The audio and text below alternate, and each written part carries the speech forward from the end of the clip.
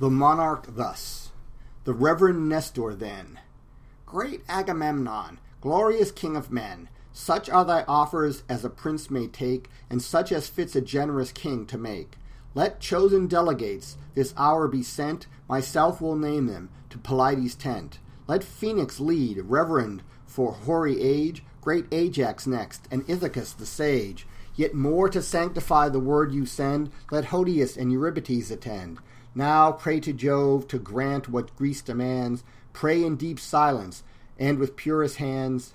He said, and all approved. The heralds bring the cleansing water from the living spring. The youth with wine the sacred goblets crowned, and large libations drenched the sands around. The rite performed, the chiefs their thirst allay. Then from the royal tent they take their way. Wise Nestor turns on each his careful eye, forbids to offend, instructs them to apply.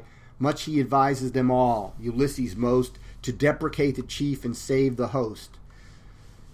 Through the still night they march, and hear the roar of murmuring billows on the sounding shore. To Neptune, ruler of the seas profound, whose liquid arms the mighty globe surround, they pour forth vows, their embassy to bless, and calm the rage of stern Aeacides. And now arrived, where on the sandy bay the Myrmidonian tents in vessel lay, mused at ease, the godlike man they found, pleased with the solemn harp's harmonious sound. The well-wrought harp from conquered Thebae came, of polished silver was its costly frame. With this he soothes his angry soul, and sings the immortal deeds of heroes and of kings. Patroclus only of the royal train, placed in his tent, attends the lofty strain. Full opposite he sat, and listened long, in silence waiting, till he ceased the song. Unseen the Grecian embassy proceeds to his high tent. The great Ulysses leads.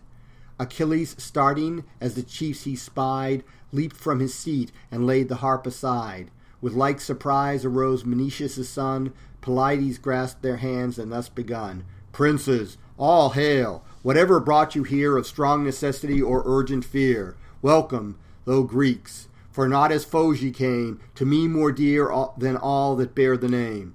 With that the chiefs beneath his roof he led, and placed in seats with purple carpets spread. Then thus: Patroclus, crown a larger bowl, mix purer wine, and open every soul. Of all the warriors yonder host can send, thy friend most honors these, and these thy friend.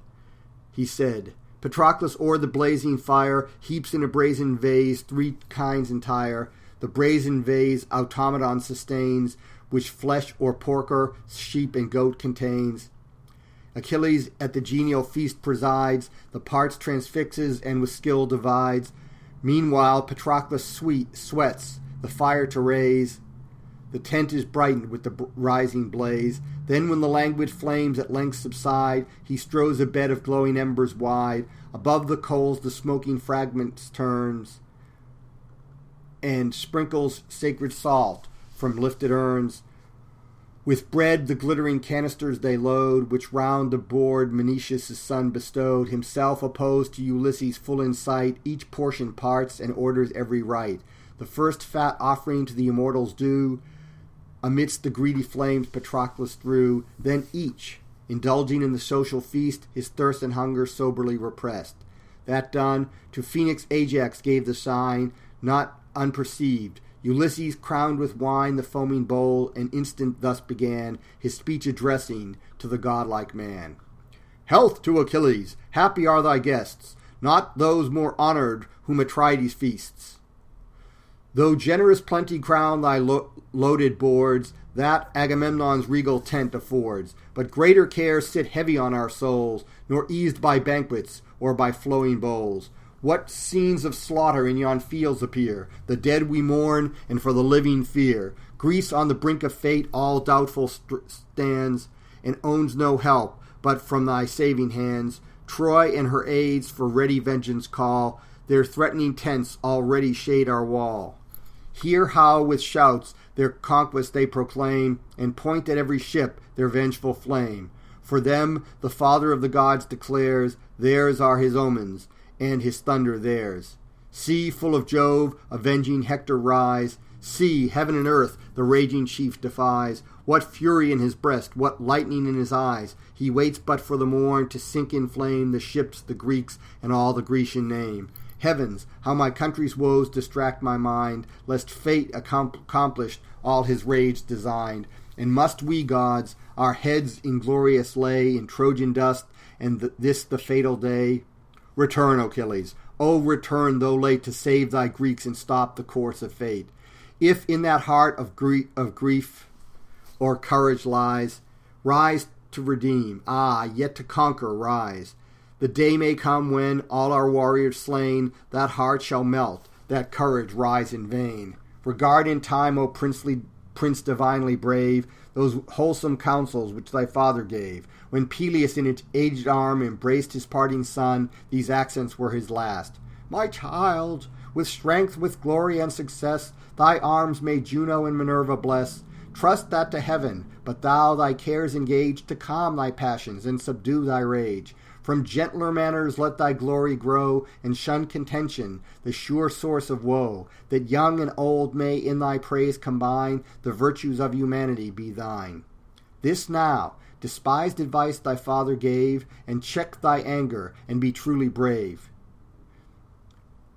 If thou wilt yield to great Atrides' prayers, gifts worthy thee his royal hand prepares. If not, but hear me while I number o'er the proffered presents and exhaustless store, 10 weighty talents of the purest gold, and twice 10 vases of refulgent mold, 7 sacred tripods, whose unsullied frame yet knows no office, nor has felt the flame, 12 steeds unmatched in fleetness and in force, and still victorious in the dusty course. Rich were the man, whose ample stores exceed the prizes purchased by their winged speed. 7 lovely captives of the Lesbian line, skilled in each art, unmatched in form divine, the same he chose from more than vulgar charms, when Lesbos sank beneath thy conquering arms. All these to buy thy friendship shall be paid, and joined with these the long-contested maid. With all her charms Briseis he'll resign, and solemn swear these charms were only thine. Untouched she stayed, uninjured she removes, pure from his arms and guiltless of his loves. These instant shall be thine, and if the powers give to our arms proud Ilion's hostile towers, then shalt thou store, when Greece the spoil divides, with gold and brass thy loaded navy's sides. Besides, full 20 nymphs of Trojan race with copious love shall crown thy warm embrace. Such as thyself shall choose, who yield to none, or yield to Helen's heavenly charms alone. Yet hear me further. When our wars are o'er, if safe we land on Argos' fruitful shore, there shalt thou live his son, his honours share, and with Orestes' self divide his care. Yet more, 3 daughters in his court are bred, and each well worthy of a royal bed. Laodice and Iphigenia fair, and bright Chrysothemis with golden hair. Her shalt thou wed, whom most thy eyes approve. He asks no presents, no reward for love. Himself will give the dower so vast a store, as never father gave a child before. 7 ample cities shall confess thy sway, the Enope and Phere thee obey. Cardamyle with ample turrets crowned, and sacred Pedasus for vines renowned. Aepia fair, the pastures Hera yields, and rich Anthea with her flowery fields, the whole extent to Pylos' sandy plain, along the verdant margin of the main. There heifers graze, and labouring oxen toil. Bold are the men, and generous is the soil. There shalt thou reign,